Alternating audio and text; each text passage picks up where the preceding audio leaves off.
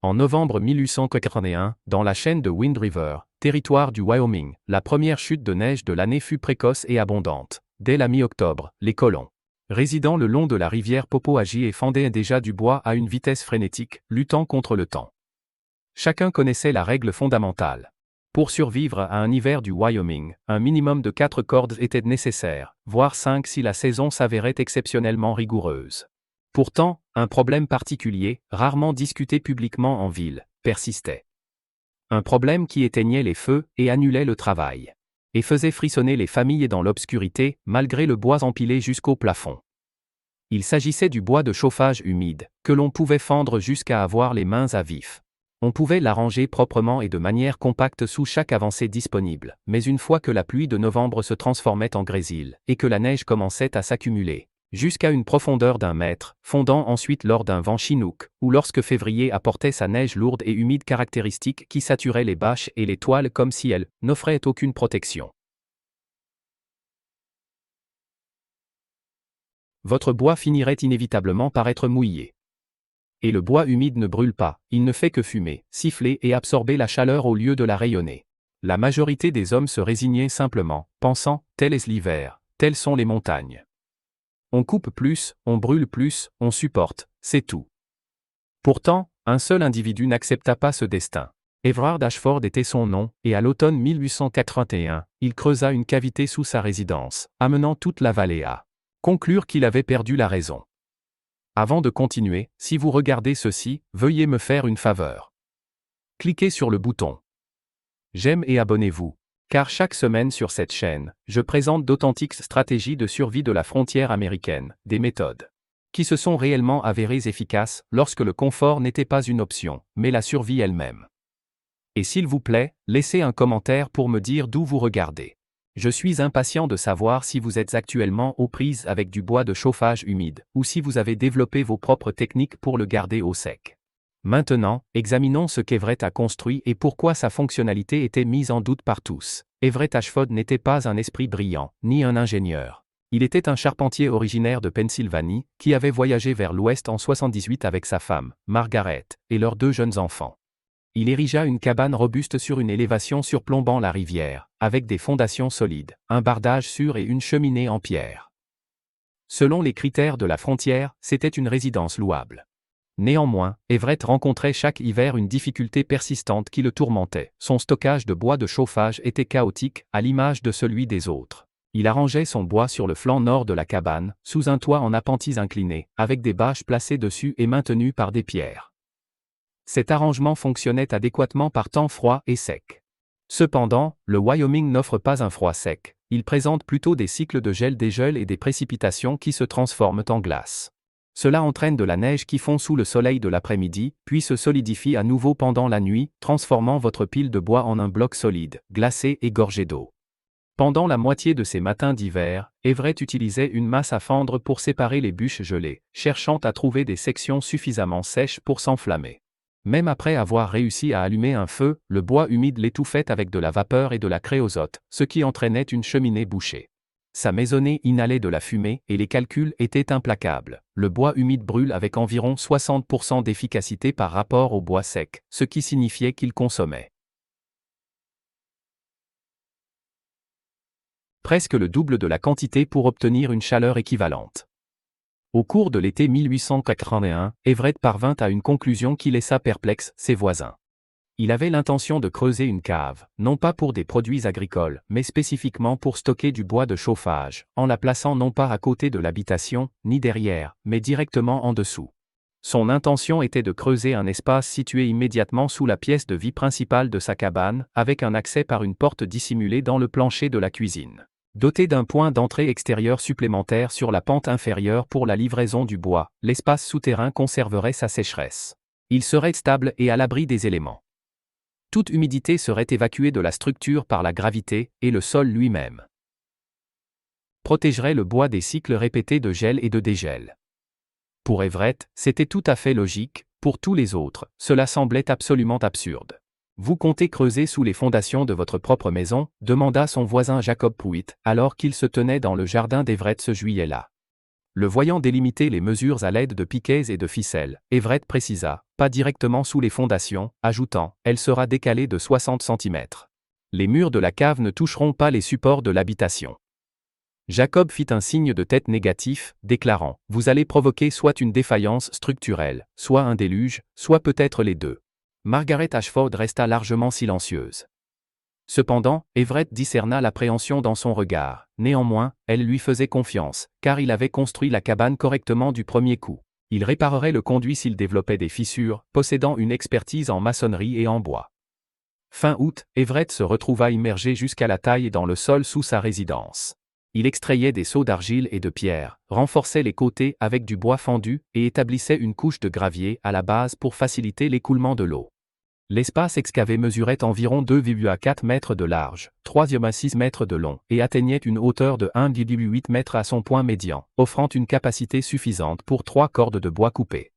Le bois serait rangé proprement et facilement accessible. La nouvelle se répandit dans toute la vallée, et tout le monde en conclut qu'Everard Ashford avait perdu la tête. Discutons de la construction réelle entreprise par Everard, car la conception structurelle ici démontre une ingéniosité plus grande qu'il n'y paraît. Le stockage souterrain de bois n'était pas une simple excavation. Au lieu de cela, il constituait un système de gestion thermique et hydrique méticuleusement conçu qui exploitait 3 concepts fondamentaux. Pour obtenir une température souterraine stable, un drainage par gravité et un équilibre de pression de vapeur, Everett a d'abord creusé environ 1,5 mètres sous le plancher de la cabane. Cela a positionné la fondation de la chambre à environ 2,1 mètres sous la surface du sol, du côté surélevé. Il a choisi un emplacement où la pente naturelle du terrain descendait loin de l'habitation, garantissant que toute humidité pénétrant dans l'installation s'écoulerait vers le bas et loin du bâtiment. Au lieu de la terre nue, la base de la chambre était constituée d'une couche de 6 pouces environ 1500 cm de gravier grossier, placé sur de l'argile compactée. Cette conception imitait un drain français, permettant à l'eau de s'infiltrer vers le bas à travers le gravier, puis de se déplacer horizontalement vers le point d'entrée extérieur. D'où elle se déversait dans une tranchée peu profonde s'éloignant de la propriété. Cela empêchait toute eau stagnante ou boue. Il n'y avait aucune humidité qui s'infiltrait dans la pile de bois de chauffage. Les murs étaient constitués de pierres des champs empilées à sec pour la section inférieure, et de bûches fendues pour la partie supérieure. Chaque partie était remplie d'argile et de petites pierres pour assurer la stabilité. Everett a intentionnellement laissé des espaces entre les bûches supérieures. Ceux-ci servaient d'ouverture de ventilation, chacune ne dépassant pas 2 pouces, environ 500 cm de large, situées sur des murs opposés pour faciliter la circulation de l'air tout en empêchant les précipitations d'entrée. L'élément crucial était le lien de la chambre avec la maison. Everett a fabriqué une trappe dans le plancher de la cuisine. Mesurant environ 1 mètre carré, elle était positionnée directement au-dessus de la zone de stockage du bois. Il l'a renforcée avec des solives doubles et y a fixé un couvercle à charnière, isolé avec des chutes de laine. Une fois fermée, elle était presque hermétiquement scellée. Une fois ouverte, on pouvait descendre une échelle pour récupérer une brassée de bois de chauffage. Cela permettait d'accéder sans avoir besoin de sortir. Cependant, il a poursuivi son travail. Sur le côté inférieur de la chambre, il a creusé un tunnel en pente, d'une hauteur de 4 pieds. Il était juste assez large pour qu'une personne puisse se pencher et le traverser, sortant de la maison à environ 15 pieds de distance. Cela servait de point d'entrée de chargement pendant l'automne. Pendant l'automne, Everett pouvait fendre du bois dans la cour, le transporter via le tunnel et le stocker sous terre, évitant ainsi d'apporter de la boue ou de la neige. Dans sa cuisine, une petite porte en bois à l'ouverture du tunnel empêchait les animaux d'entrer et bloquait l'accumulation de neige. La conception était remarquablement simple, mais efficace. Sous la surface, les températures restent exceptionnellement constantes, même pendant les périodes les plus froides de l'hiver. Le sol sous la ligne de gel maintient une plage de température de 45 à 55 degrés Fahrenheit, environ 7 à 13 degrés Celsius. C'est suffisamment frais pour inhiber la pourriture et la croissance fongique. Pourtant, c'est assez chaud pour empêcher le bois de se solidifier à cause du gel. Surtout, les niveaux d'humidité souterrain restent constamment bas, à condition qu'un drainage et une circulation d'air efficace soient en place. Le bois de chauffage humide ne devient pas seulement mouillé par les précipitations, il absorbe également l'humidité de l'atmosphère environnante. Par conséquent, le bois conservé dans des caves humides ou sous des abris extérieurs devient invariablement gorgé d'eau. Cependant, ce n'était pas le cas dans la chambre d'Everett. La base de gravier de la chambre facilitait le drainage de l'eau liquide. Simultanément, ces ouvertures de ventilation permettaient l'évacuation de la vapeur d'eau, et les murs en terre absorbaient l'humidité ambiante. Cet agencement créait un microclimat idéal pour maintenir le bois fendu au sec, même lorsque l'environnement extérieur était inondé par la neige fondante. Début septembre 1881, Everett avait achevé la chambre. Il consacra le reste du mois à fendre et empiler du bois, de sorte qu'à l'arrivée des premières gelées sévères en octobre, il avait accumulé 2 cordes et demi de bois sous terre, facilement disponibles à toute heure, de jour comme de nuit, sans exposition aux éléments. Ses voisins observèrent cela, exprimant leur scepticisme par des hochements de tête. Ils s'attendaient à ce que toute l'entreprise échoue. Daniel Calhoun était la personne dont les conseils étaient sollicités en matière de construction. Dans la vallée de la Wind River, y ayant résidé depuis 64, il avait construit la moitié des habitations bordant la Popo-Agie, possédant une connaissance intime de la pierre et du bois, tout comme d'autres sont familiers des textes sacrés. Vers la fin septembre, Calhoun rendit visite à la propriété d'Everett pour examiner personnellement le refuge souterrain. À l'entrée du tunnel extérieur, il se tenait les bras croisés et la mâchoire serrée, restant absolument silencieux pendant une minute entière. Finalement, il s'adressa à lui, disant « Ashford, j'ai déjà vu des gens tenter des exploits ingénieux, la plupart de ces entreprises se terminent mal. » Everett essuya ses mains sur son pantalon. « C'est structurellement solide, Daniel, le système de drainage fonctionne, et les murs sont fermes. »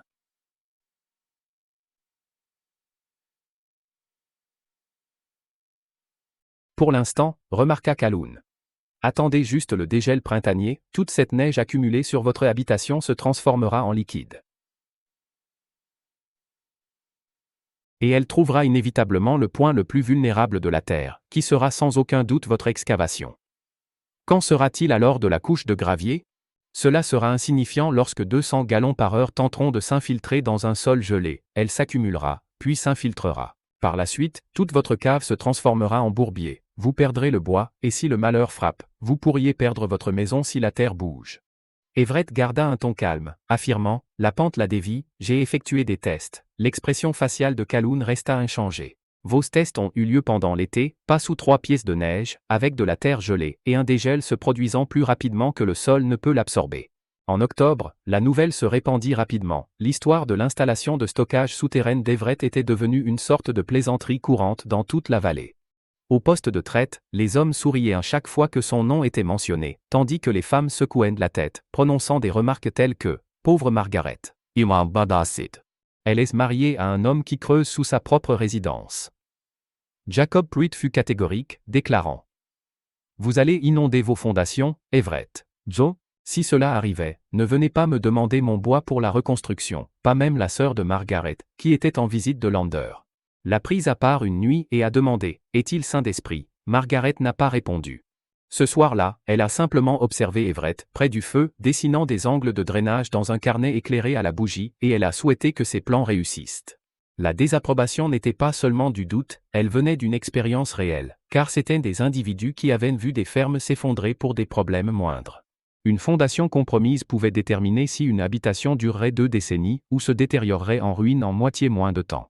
L'eau menaçait chaque bâtiment à la frontière, pourtant Everett créait intentionnellement un espace vide directement sous sa résidence. Il était confiant que la terre ne le trahirait pas. Daniel Calhoun l'a parfaitement exprimé en se tenant devant le magasin général. Un après-midi froid de fin octobre, le risque d'Ashford ne concerne pas son combustible, mais plutôt la demeure de sa famille. Un tel risque n'est pas pris par un individu prudent, et personne n'était en désaccord. L'hiver approchait, et bientôt tous découvriraient qui avait eu raison. La première chute de neige de novembre 1881 était fine et légère. Elle fut balayée du toit par des vents forts et ne s'attarda pas. Everett coupa plusieurs cordes de bois supplémentaires et les arrangea par l'ouverture du tunnel.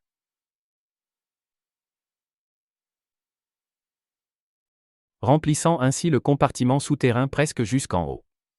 À la mi-novembre, sa tâche était accomplie. 3 cordes, complètement sèches, gisèrent dans l'obscurité sous sa cuisine. Par la suite, décembre arriva, et les températures chutèrent rapidement.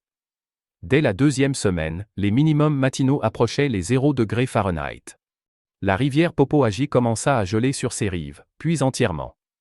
La neige tomba en succession, 20 cm un soir, 30 le lendemain, suivi d'une courte période de dégel qui transforma tout en un état semi-liquide avant que les conditions glaciales ne le solidifient à nouveau. Ce schéma particulier de gel-dégel était redouté par chaque colon. Le phénomène commença le 18 décembre, lorsqu'une brise chaude de Chinook descendit des sommets, élevant les températures vers les 30 degrés. La neige auparavant sèche et fine devint saturée et dense, elle adhéra à toutes les surfaces. Les toits pliaient sous le fardeau, les bâches s'affaissaient et chaque pile de bois dans toute la vallée commença à absorber l'humidité comme une éponge. À la tombée de la nuit, la direction du vent changea, et l'air arctique glacial revint. À l'aube, les températures avaient chuté à 15 degrés sous zéro, faisant solidifier complètement la neige humide. Le bois de chauffage de Jacob Pruitt, rangé sous une bâche, abri sur le côté nord de sa demeure, se transforma en un bloc de glace solide. Il consacra 1 heure, utilisant une masse et un pied de biche. Simplement pour déloger suffisamment de bûches pour son feu du matin. La moitié d'entre elles étaient trop humides pour s'enflammer, tandis que l'autre moitié produisait une fumée dense et suffocante. Fumée qui ont fait tousser sa femme et ses enfants sur la véranda jusqu'à ce que le conduit de cheminée soit dégagé. La situation de Daniel Calhoun était légèrement meilleure. Il avait protégé ses piles de bois avec des bâches huilées, en les fixant avec des pierres, pourtant même ses bûches les plus sèches semblaient humides. Il a consommé une corde de bois entière en 3 semaines, le double de sa consommation habituelle, car le bois humide ne parvient tout simplement pas à générer de la chaleur aussi efficacement que le bois sec. Dans toute la vallée, un scénario identique se déroulait, des feux qui auraient dû durer 6 heures s'éteignaient en 3, des conduits de cheminée obstruées par la créosote. Les hommes coupaient du bois par des températures glaciales. Seulement pour découvrir le cœur des bûches humides à cause d'une exposition prolongée à l'extérieur. Les femmes chauffaient de l'eau sur des cuisinières qui peinaient à maintenir une flamme. Les enfants portaient leur manteau au lit, car l'habitation n'atteignait jamais une chaleur suffisante. Puis, le défi ultime arriva le 9 janvier 1882. Une tempête s'abattit, une que les habitants racontèrent 2 décennies plus tard. La neige tomba sans interruption pendant 4 jours consécutifs. 3 pieds de neige s'accumulèrent au cours des 72 premières heures, les congères atteignaient 8 pieds contre les murs nord des cabanes. Le vent était implacable, arrachant les bâches des piles de bois de chauffage.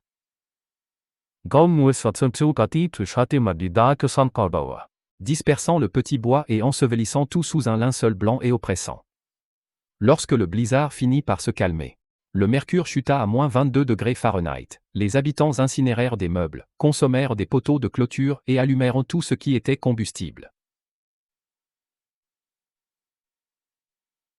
Car leur bois de chauffage était soit enfoui, soit gelé, soit complètement saturé. Everett Ashford déverrouilla le panneau d'accès dans le plancher de sa cuisine, descendit les marches et en sortit une brassée de pain coupé. Il était complètement sec. Le compartiment souterrain avait maintenu une température constante de 48 degrés Fahrenheit partout. Aucune neige n'avait pénétré, ni aucune humidité ne s'était accumulée. Les bouches d'aération permettaient de la circulation de l'air tout en empêchant l'entrée de l'humidité. Le sol caillouteux avait évacué la condensation minimale qui se formait lorsque l'air plus chaud rencontrait le sol frais. Everett alluma son foyer avec une seule allumette. Il s'alluma instantanément, brûla proprement et se maintint pendant 8 heures. Margaret se tenait près de la cuisinière, se réchauffant les mains. Ne prononçant aucun son, pourtant elle regardait son époux avec un regard empreint de révérence. Dehors, la vallée endurait des difficultés. À l'intérieur de la résidence Ashford, il faisait douillet, et les habitants des environs commencèrent à observer. Si vous êtes toujours en train de regarder, restez avec moi. Car les événements suivants non seulement validèrent l'approche d'Everett, mais transformèrent également la façon dont les habitations étaient construites dans cette vallée pendant les 5 décennies suivantes. Veuillez appuyer sur le bouton j'aime et laisser un commentaire racontant l'hiver le plus glacial que vous ayez connu. Je vous retrouverai dans le prochain segment vers fin janvier 1882. La différence frappante était indéniable. Jacob Pruitt avait consommé 4 cordes et demie de bois en l'espace de 2 mois. Daniel Calhoun en avait utilisé presque 4, et la majorité des foyers de la vallée économisaient leurs provisions qui diminuaient. Ils fendaient désespérément du bois non séché, tentant d'allumer une flamme avec de l'amadou et des chiffons imbibés de pois. Everett Ashford n'avait consommé qu'une corde et quart. Réfléchissez-y un instant, même vallée, météo identique et maison de dimensions comparables. Pourtant, Everett utilisait moins d'un tiers du bois que ses voisins brûlaient. L'explication était simple. C'était l'efficacité. Lorsque le bois humide est brûlé, vous ne perdez pas seulement de la chaleur dans la fumée, vous dépensez de l'énergie. Cette énergie est utilisée pour évaporer l'eau avant même que le bois ne puisse commencer à brûler. Une bûche avec un taux d'humidité de 25%. Un état courant pour la plupart du bois empilé à l'extérieur après les cycles de gel-dégel de décembre, demande environ 100 BTU par livre. Cette énergie sert uniquement à expulser l'eau. C'est de la chaleur qui devrait réchauffer votre habitation, mais qui s'échappe plutôt sous forme de vapeur par le conduit de cheminée. Le bois d'Everett, conservé sous terre à des températures constantes et une humidité minimale, avait une teneur en humidité moyenne d'environ 12%. C'est presque du bois séché au four. Quand il plaçait une bûche dans son poêle, elle s'allumait rapidement, brûlait intensément et ne générait pratiquement pas de créosote. Son conduit de cheminée restait propre, et son feu dégageait une chaleur constante et uniforme. Il pouvait remplir le poêle avant de se coucher et se réveiller avec des braises qui rougeoyaient encore au lever du soleil. Pendant ce temps, ses voisins se levaient devant des cendres froides et devaient rallumer leur feu chaque jour. Cependant, il ne s'agissait pas seulement d'économiser du combustible, la température intérieure de la maison était également un facteur. Début février, un arpenteur itinérant nommé William Hendricks a visité les résidences Ashford et Pruitt le même après-midi. Il portait un thermomètre à mercure, un appareil coûteux pour la surveillance météorologique à l'époque, et il a relevé les températures intérieures. Poussé par la simple curiosité, il a constaté que la cabane de Jacob Pruitt, avec un feu ardent dans un foyer en pierre, affichait 58 degrés Fahrenheit. La demeure d'Everett Ashford, avec un feu modeste dans une cheminée comparable, enregistrait 68 degrés, soit 10 degrés de plus en utilisant moins de bois. Hendricks a partagé ces mesures au comptoir commercial quelques jours plus tard, et l'histoire s'est rapidement répandue. Une différence de 10 degrés peut ne pas sembler significative tant que vous ne l'avez pas vécu personnellement. C'est la différence entre dormir sous 2 couvertures ou 4, ou voir le givre apparaître à l'intérieur de vos fenêtres, ou rester transparent, entre votre seau d'eau qui gèle pendant la nuit ou qui reste liquide. Et voici le point supplémentaire que personne n'avait prévu. Les réserves de bois d'Everett continuaient de s'accroître, car la chambre souterraine restait sèche et stable. Everett pouvait ainsi continuer à fondre et à stocker du bois tout l'hiver. La plupart des autres hommes en étaient incapables, car leurs piles extérieures étaient gelées ou couvertes de neige. Pourtant, Everett pouvait travailler par une journée tempérée, fendre un demi-corde et le transporter par le tunnel jusqu'à une zone de stockage, sans craindre qu'il ne soit gorgé d'eau lors de la tempête suivante. En mars, alors que ses voisins ramassaient les dernières de leurs réserves et lorgnaient leurs poteaux de clôture, Everett possédait encore une corde et demie de bois sous terre, sec et prêt. Daniel Calhoun en fut témoin, il était passé fin février, ostensiblement pour emprunter une scie. Mais en réalité, pour vérifier si l'abri souterrain avait été inondé pendant le dégel printanier. La température était montée dans les 4-9 degrés Celsius. Pendant 3 jours consécutifs. La neige fondait partout, transformant le sol en un bourbier boueux. Everett déverrouilla la trappe et invita Calhoun à inspecter. La chambre était sèche, le sol en gravier avait absorbé et évacué la légère infiltration. Les murs étaient solides, et la pile de bois semblait avoir été rangée la veille. Pas de moisissure, pas de pourriture, pas d'humidité. Calhoun resta debout, regardant dans la chambre, et prononça enfin les mots qu'Everett attendait depuis des mois. Alors là, je suis scié. Ce n'étaient pas des excuses, mais c'était un aveu. Les chiffres étaient incontestables, le système d'Everett fonctionnait et il était plus efficace que tout autre dans la vallée. Voici l'analyse, aussi précisément que les documents locaux et les récits oraux peuvent le reconstituer. Consommation moyenne de bois par foyer. Yves 1882, 82 cordes. Consommation d'Everett Ashford, 120 cordes, bois économisés. 64%. Température intérieure moyenne, enquête de février, 13 à 16 degrés Celsius. Température intérieure d'Ashford. 20 degrés Celsius. Gain de température, 4 à 7 degrés Celsius. Temps quotidien passé à récupérer du bois de chauffage dans les piles extérieures, 15 à 25 minutes par temps rigoureux. Temps de récupération d'Ashford, 2 minutes par une trappe intérieure. Facteur de commodité, incommensurable mais substantiel. Et puis vint l'épreuve du dégel printanier, celle-là même que Daniel Calhoun avait prévenu qu'elle dévasterait tout. Ce ne fut pas le cas. Le mécanisme de drainage a fonctionné précisément comme prévu, la neige fondue s'est infiltrée à travers la couche de gravier, puis a descendu le long de la pente naturelle. L'eau s'est ensuite écoulée par la tranchée peu profonde qu'Everett avait creusée l'été précédent, sans inondation, sans déplacement des fondations et sans dommage à la structure. L'abri souterrain en bois a réussi à traverser son premier hiver, et ses performances ont dépassé la simple survie. Cela a démontré que ce qui semble être un concept fou est parfois simplement une innovation que personne d'autre n'a eu le courage de tenter. Le printemps 1882 a inauguré une période de questionnement.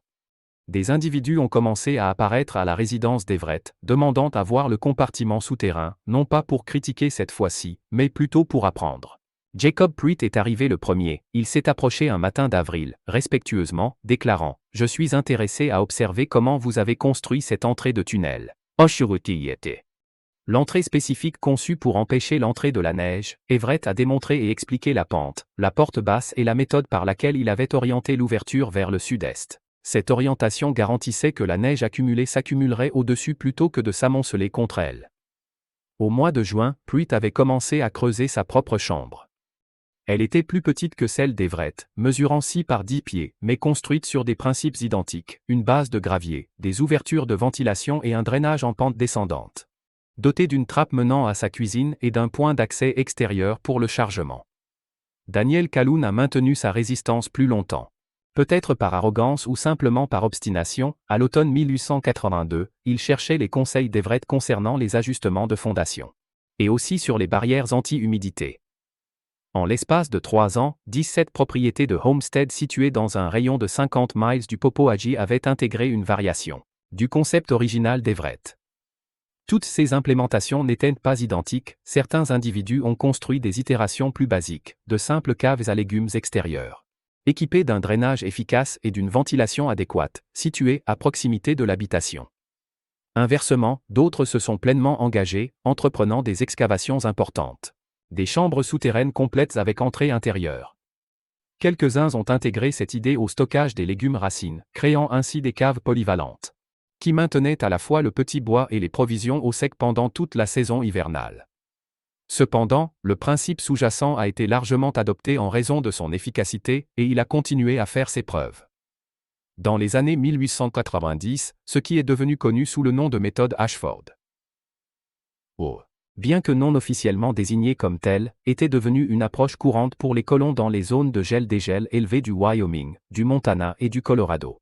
Des vestiges de ces abris souterrains sont encore découvrables aujourd'hui, à condition de savoir où chercher, des cloisons de pierre en ruine, des entrées de tunnels envahies par la végétation, et des lits de gravier où la végétation peine à pousser, en raison de l'efficacité durable du système de drainage.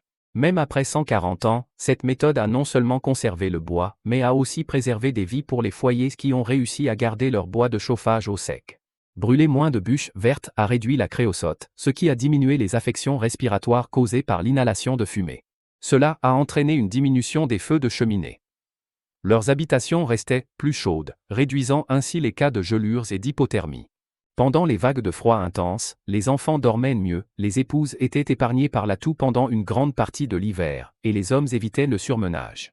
Chaque matin en luttant pour séparer les piles de bois gelées, et voici l'idée plus profonde, pertinente que l'on vive en 1882 ou en 2024, les stratégies de survie les plus efficaces ne sont pas nécessairement les plus évidentes ou les plus populaires. Everett Ashford n'a pas inventé le concept de stockage souterrain. Les caves à légumes sont utilisées depuis des centaines d'années. Cependant, il a adapté un principe établi pour relever un nouveau défi, faisant preuve de courage pour avancer même lorsque les autoproclamés spécialistes lui disaient qu'il avait tort, il s'est abstenu de débattre avec eux, il n'a pas gaspillé d'efforts à justifier son concept. Au lieu de cela, il l'a simplement construit, l'a mis à l'épreuve et a laissé les résultats parler d'eux-mêmes. Cela incarne l'esprit pionnier, un principe que nous avons négligé dans une société où les opinions abondent, mais où moins d'individus sont prêts à s'engager dans un travail pratique et à prouver leurs affirmations.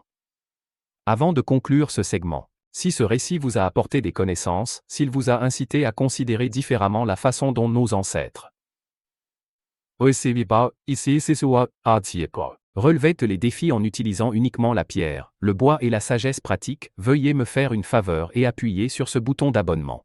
Chaque semaine, je présente des méthodes authentiques de la frontière américaine, des techniques qui se sont avérées efficaces en l'absence de tout plan de secours. sans quincaillerie disponible et sans secours en route. Laissez aussi un commentaire. Quels composants de cette installation mettriez-vous en œuvre aujourd'hui si vous construisiez, hors réseau, par exemple, l'accès souterrain? Eshubi. Le drainage par gravité, ou la zone à température stable. Je lis tous les commentaires et j'ai hâte d'entendre vos réflexions. Maintenant, un dernier point. Avis éducatif, cette vidéo présente des reconstitutions inspirées de l'histoire, destinées à des fins pédagogiques et narratives. Les personnages. Ici Guy Suosumaj. Les noms et les événements particuliers sont fictifs, tandis que les méthodes, les idées et les principes explorés sont fondés sur des pratiques historiques authentiques. Et des connaissances physiques ou pratiques bien établies. Toute application impliquant des moteurs doit être évaluée conformément aux normes actuelles, aux directives de sécurité et aux lois ou réglementations pertinentes. Ce matériel est de nature pédagogique et ne constitue pas un conseil technique professionnel ou juridique.